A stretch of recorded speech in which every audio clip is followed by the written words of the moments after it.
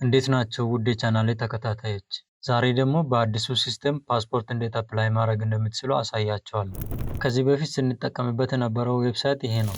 በቅርብ ጊዜ ደግሞ ኢሚግሬሽን ሌላ ተጨማሪ ዌብሳይት ለቋል። ስለዚህ እሱን ዌብሳይት ተጠቅመን አፕላይ እናደርጋለን። ይህንን ዌብሳይት በኮምፒውተር ብትጠቀሙ ይመረጣል። ክሮም ከከፈታችሁ በኋላ www.immigration.gov.it ብላችሁ ሰርች አድርጉ።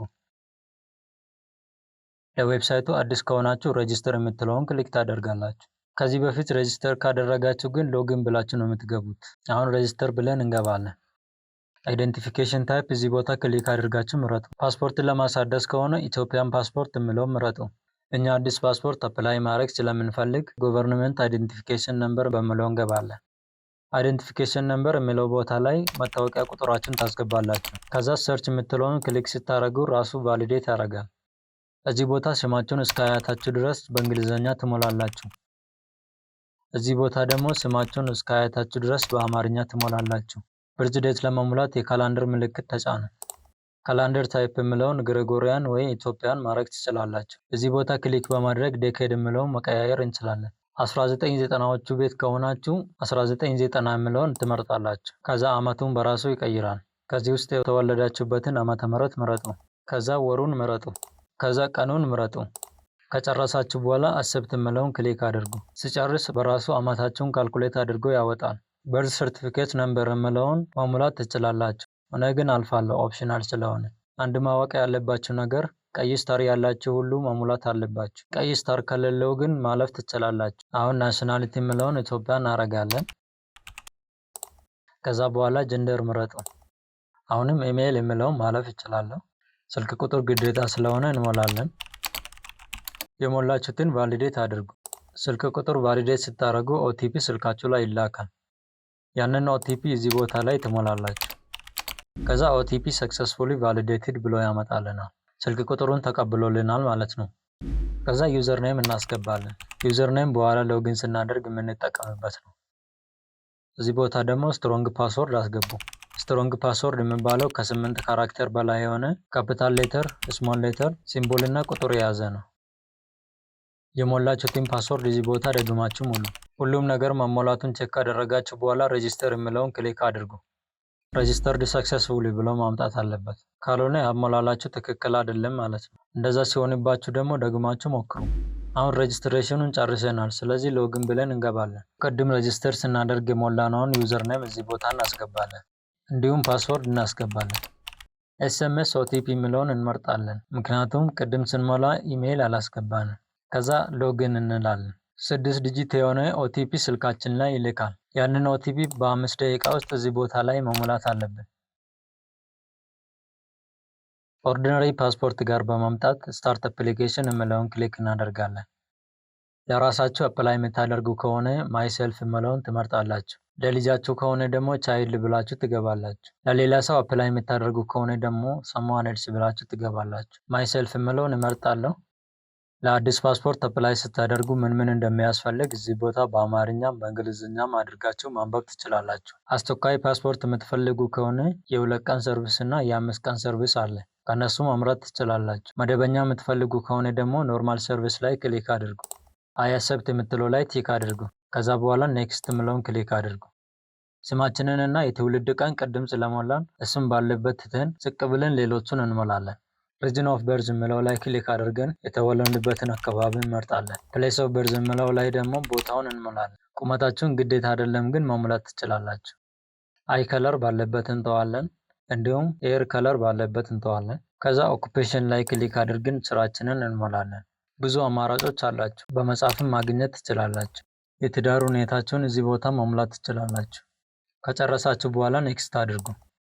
አሁን ደግሞ አድሬስ እንሞላለን። 2 አድሬስ አለ። ሜይን አድሬስ ማለት በዋናነት የምትኖሩበት ነው። ኦልተርኔቲቭ ደግሞ ተጨማሪ የምትኖሩበት ቦታ ካለ ማለት ነው። ለምሳሌ በዋናነት አዲስ አበባ እየኖራችሁ አንዳንድ ጊዜ ደግሞ አዋሳ እየሄዳችሁ የምትኖሩ ከሆነ፣ ቢሾፍቱ እየሄዳችሁ የምትኖሩ ከሆነ ኦልተርኔቲቭ የምትለው ላይ መሙላት ትችላላችሁ። ግዴታ አይደለም ማለፍም ትችላላችሁ። ግን ዋና አድሬሳችሁ መሙላት አለባችሁ። ሪጅን ግዴታ መሙላት አለባችሁ። ዞን ግዴታ አይደለም ግን መሙላት ትችላላችሁ። ወረዳ ከፈለጋችሁ መሙላት ትችላላችሁ። ቀበሌም እንደዛው። ሲቲ የሚለውን ግን መሙላት አለባችሁ። ከዛ ሆም አድሬስ እዚህ ቦታ ላይ ትሞላላችሁ። ተጨማሪ ስልክ ቁጥር መሙላት ከፈለጋችሁ ኦልተርናቲቭ ነምበር የምለው ላይ መሙላት ትችላላችሁ። ከዛ ኔክስት አድርጉ። እዚህ ደግሞ ዶክመንታችሁን ታስገባላችሁ። የምታስገቡት ዶክመንት በፒዲኤፍ፣ በጂፒጂ፣ በጂፔግ መሆን ይችላል። ከዛ ውጪ አይቀበልም። ሌላው ደግሞ ሳይዙ ከ1 ሜጋባይት በታች መሆን አለበት። ከዛ በላይ ከሆነባችሁ ኦንላይን ላይ ሳይዝ ሬዲዩስ የሚያደርጉ ብዙ ዌብሳይቶች ስላሉ እነሱን ተጠቅማችሁ ሬዲዩስ ማድረግ ትችላላችሁ። የመጀመሪያው የቀበሌ መታወቂያ እዚህ ቦታ ክሊክ በማድረግ ታስገባላችሁ።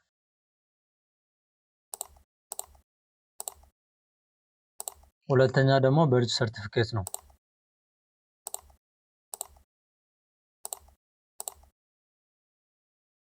ሌላው ፋይዳ አይዲ ነው። እሱን አለማስገባት ትችላላችሁ ኦፕሽናል ስለሆነ። ከጨረሳችሁ በኋላ ኔክስት የሚለውን ክሊክ አድርጉ።